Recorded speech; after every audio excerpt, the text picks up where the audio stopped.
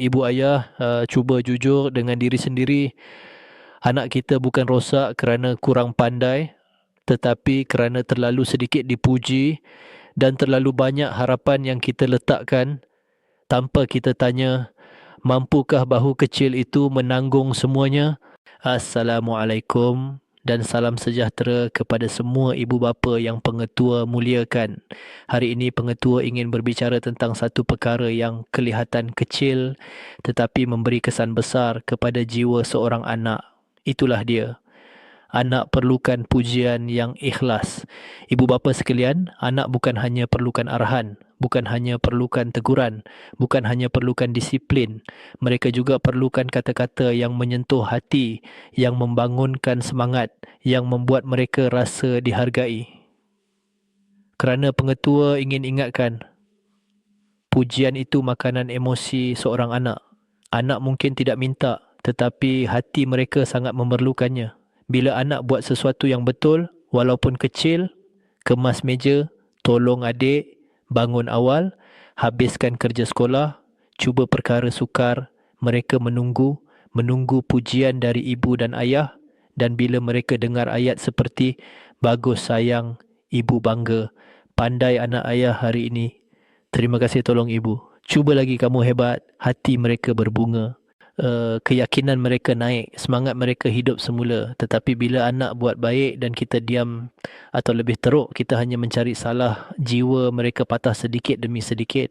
Ibu bapa sekalian, praising doesn't spoil children, neglecting their effort does. Anak yang dipuji dengan ikhlas, lebih yakin, lebih berani, mencuba lebih kuat melawan kegagalan, lebih lembut hati, lebih rapat dengan ibu bapa, lebih mudah menerima nasihat.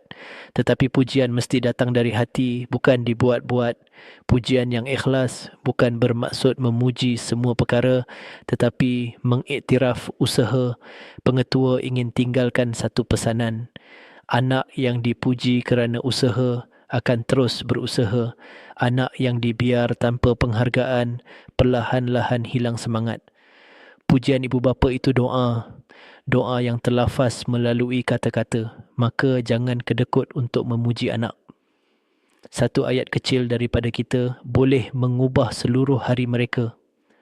Dan sebelum pengetua akhiri, jika video ini bermanfaat, jangan lupa subscribe channel pengetua supaya lebih ramai ibu bapa belajar menghargai usaha kecil anak yang sedang membesar mencari keyakinan diri.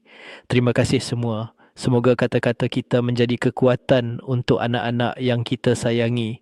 Assalamualaikum dan salam sejahtera kepada semua ibu bapa yang pengetua muliakan. Hari ini pengetua ingin menyentuh satu perkara yang sering berlaku tanpa kita sedari. Kita meletakkan harapan kepada anak, tetapi kadang-kadang harapan itu tidak realistik untuk mereka.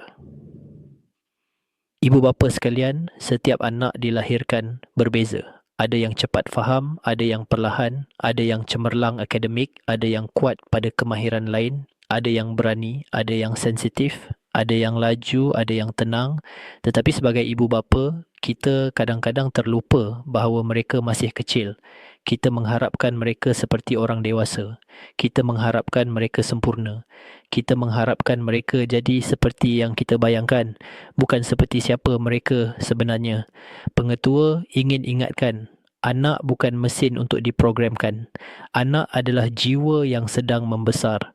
Apabila kita letak harapan terlalu tinggi, yang tidak sesuai dengan umur, kemampuan atau personaliti mereka, anak tidak menjadi lebih kuat, mereka menjadi lebih tertekan. Mereka bukan rasa termotivasi tetapi rasa gagal. Mereka bukan rasa disayangi tetapi rasa tidak cukup. Dan anak yang terlalu lama merasa tidak cukup, jiwanya akan lemah tanpa kita sedar. Ibu bapa sekalian, haraplah yang baik tetapi biarlah berpijak di bumi realiti. Jika anak dapat B, jangan bandingkan dengan anak yang dapat A. Jika anak lambat membaca, jangan hina mereka. Jika anak tidak minat sains, jangan paksa sampai membenci. Jika anak takut gagal, jangan tambah ketakutan mereka dengan kata-kata tajam. Kerana pengetua ingin pesan, tugas ibu bapa bukan menjadikan anak sempurna, tetapi menjadikan anak merasa disokong. Harapan itu perlu, tetapi biarlah sesuai dengan kemampuan anak. Harapan yang realistik membina keyakinan, menambah kekuatan, membuat anak rasa dihargai dan menjadikan mereka lebih berani mencuba. Harapan yang tidak realistik mematahkan semangat, membuat anak rasa gagal, menjauhkan anak dari ibu bapa dan membina luka dalam hati mereka. Ingatlah, anak yang disokong berkembang, anak yang dipaksa tenggelam. Akhirnya ibu bapa sekalian, jadilah tempat anak itu merasa selamat. Tempat mereka tidak takut gagal. Tempat mereka boleh mencuba tanpa dihina. Tempat mereka boleh jatuh dan bangkit semula. Dan sebelum pengetua akhiri, jika video ini bermanfaat, jangan lupa subscribe channel pengetua supaya lebih ramai ibu bapa belajar mendukung anak dengan cara yang betul, bukan menekan hingga mereka hilang diri. Terima kasih semua. Semoga Allah lembutkan hati kita dalam membimbing amanah kecil ini.